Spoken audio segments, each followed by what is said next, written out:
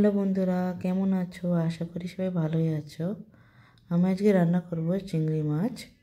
তো প্রথমে কড়াইতে তেল দিয়ে নিয়েছি এবং মাছগুলোকে এক এক করে দিয়ে দেবো ভাজার জন্য।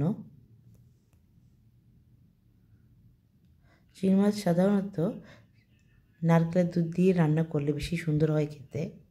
তো আমি আজকে কাজু বাদাম, চালমগজ, রসুন এবং লঙ্কা দিয়েই মাছটা রান্না করব। তো এখানে মাছ ভাজা হচ্ছে আর অন্যদিকে আমি মশলাটাকে পেস্ট করে নিয়েছি।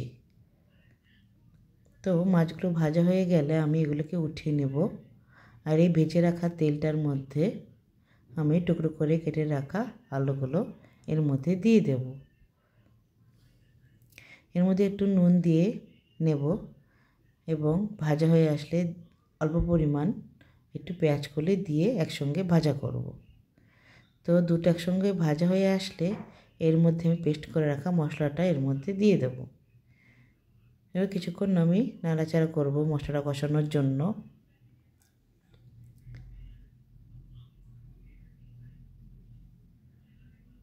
মশলাটা কষানো হয়ে গেলে আমি পরিমাণ মতো চিনি এবং নুন এর মধ্যে দিয়ে দেব। আবার কিছুক্ষণ একটু নাড়াচাড়া করব। মশলাটা ভালোভাবে কষানো হয়ে গেলে আমি এর মধ্যে দিয়ে দেব পরিমাণ মতো জল এবং ভেজে রাখা মাছ। সব একসঙ্গে একটু নাড়াচাড়া করে নিয়ে আমি এর উপর একটা ঢাকনা দিয়ে রাখবো কিছুক্ষণ। তো ঢাকনাটা সরিয়ে নিলে আমি আগুনের আঁচটা একটু ডিমে আঁচে করে দেব। আমার রান্নাটার মধ্যে আলুটা প্রায় সিদ্ধ হয়ে এসছে। আমার রান্নাটা প্রায় হয়েও এসছে। এখন আমি বাটিতে নিয়ে সবাইকে সার্ভ করব।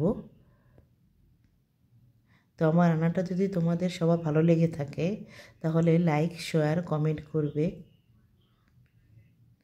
তাহলে আজকে রাখি, বাই বাই।